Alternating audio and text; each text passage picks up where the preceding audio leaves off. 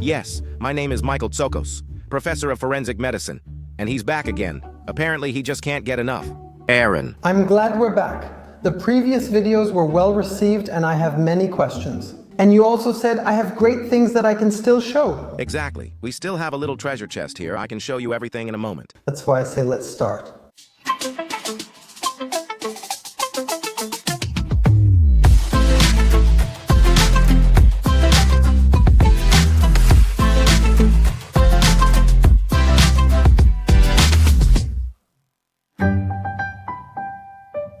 So, we're in front of the first cabinet. Yes. Is that a real hand? No, that's not a real hand. That's a wax moulage, and actually, wax moulage is a technique from earlier times, before 3D printers in anatomy. It uses a plaster cast to mold the real hand in such a way that you can then pour wax into it. And then, that's real artistic work by the preparator. And the exciting thing... She probably also works at Madame Tussauds on the side. She could, if all of this wasn't so time-consuming. The exciting thing about this hand, Aaron, is the following. I can already tell that's a right hand. What do you see here? It's a right hand? It's a right hand. What do you notice about it? 3 fingers are missing, each one a little more. So that looks like a cut. That looks like cuts. Exactly. In this case, it was actually axe blows. This isn't some kind of corpse dismemberment, but you can really see the bruising. That means the circulatory system was still working when the fingers were severed. The case is particularly interesting because different body parts were found in several freezers. Now you could say, okay, someone was killed and then the body was dismembered. However, this hand proves that the person who was dismembered was still alive when he was struck with an axe. These are typical defensive wounds, active defensive wounds. So that means it's the right hand. What would you do if I approached with an axe? Well, I would do it like this, or did he do it like this? Well, that's actually irrelevant now. You can cut off the fingers both this way, and if you do it like this... Oh, yeah. Cut them off. Sure, he also... I'm just being stupid.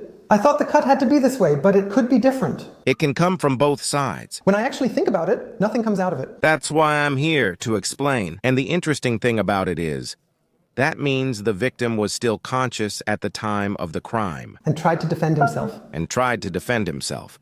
If he was unconscious or strangled, already unconscious from strangulation, or highly intoxicated and then attacked with an axe, he wouldn't have raised his hand. Which is worse in court, defending myself and fighting for my life, or being dead and having my hand cut off? Well, that you're still alive and defending yourself because that proves the cruelty of the act, since those are torments you suffer while fully conscious. Okay. So, did you learn anything new? No. Yeah, I have to say I'm missing part of my finger too. See here? An iron door did that. My cousin was there, fully conscious. Oh! Look, this is the original hand, showing bruises that indicate circulation was still active. These bruises don't form if someone is cut up after death, since the heart has stopped and blood is no longer pumped, so it doesn't bleed this way. Why is it so black?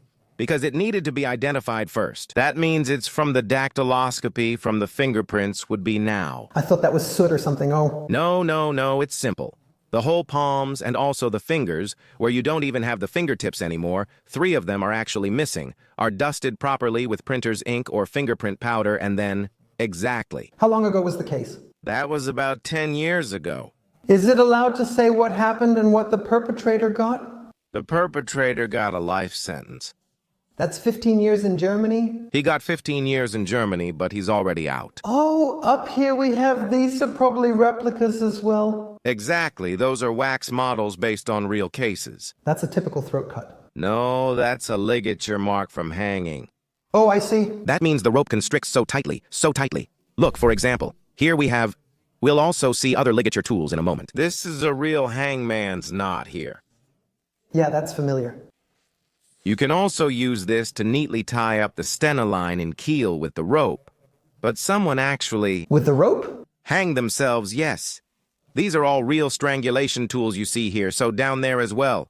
Cables, other ropes, nylon rope, mooring lines like the ones you know from boats. And here we have...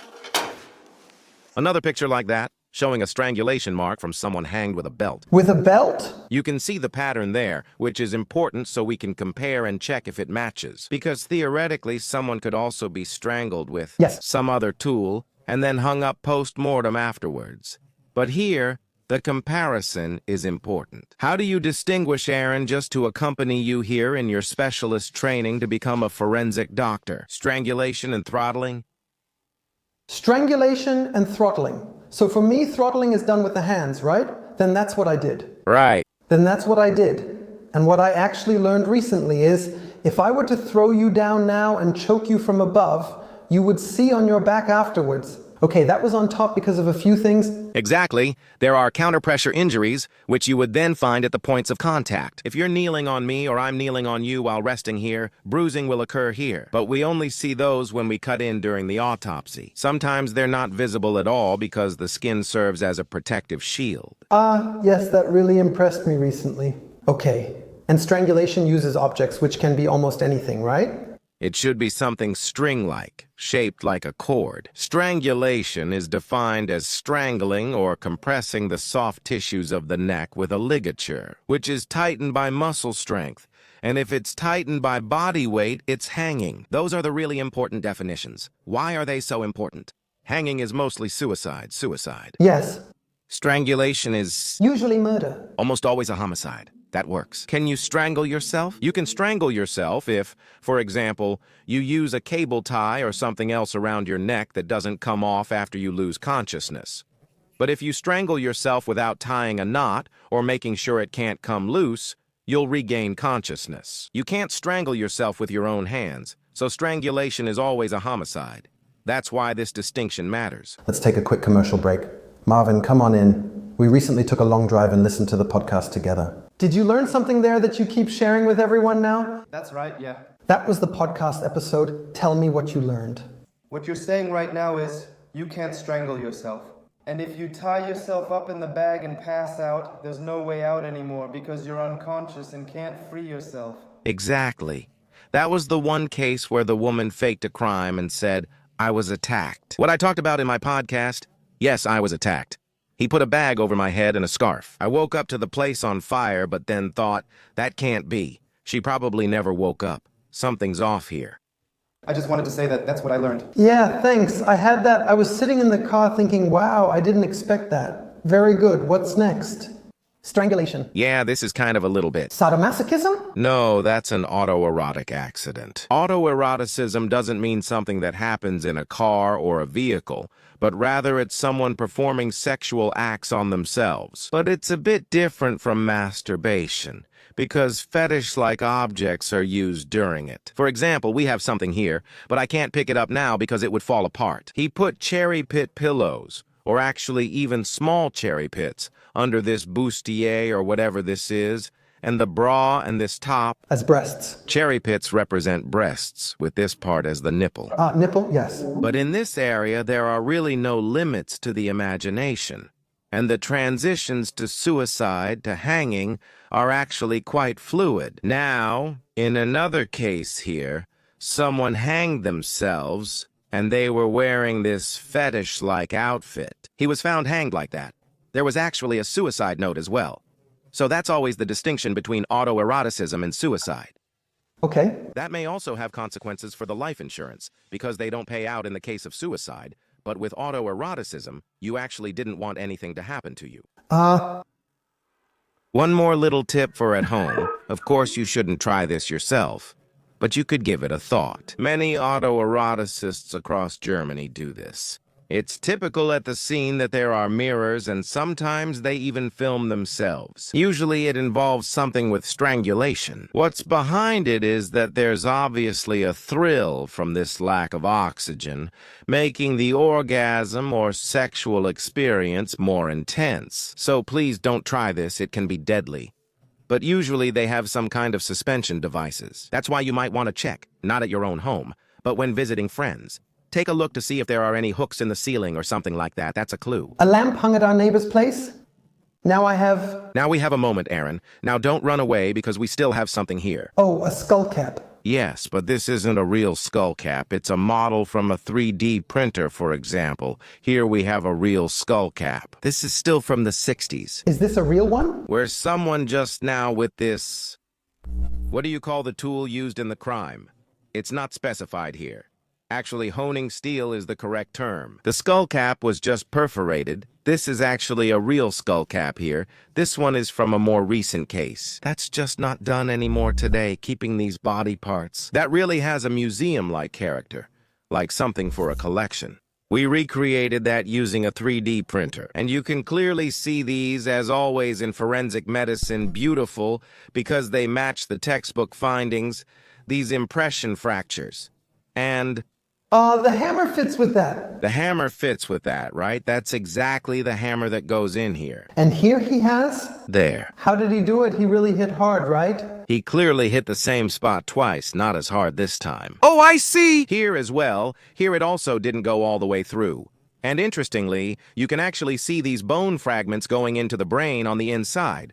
That's obviously fatal. What's always crucial when we assess something like this is that we always look at what is the alignment. That means, between the perpetrator and the victim, there was no movement or dynamic during this blow, or this blow. These blows were likely delivered last. When each occurred, the victim was probably still moving or the perpetrator moved around them. But that's unlikely because the Yeah, sure. will strike from his position.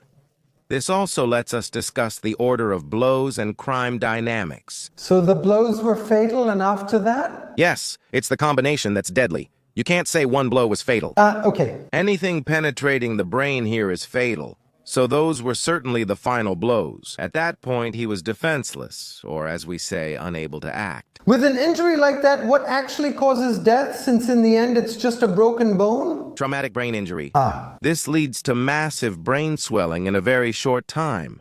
The brain fills the entire cranial cavity and it can't escape. Yes. It only goes down into the large opening at the skull's base. That's where the spinal cord exits. And in the brainstem sits the circulatory center, which gets compressed, pressed against the bone, and then it's over. So, within a relatively short time.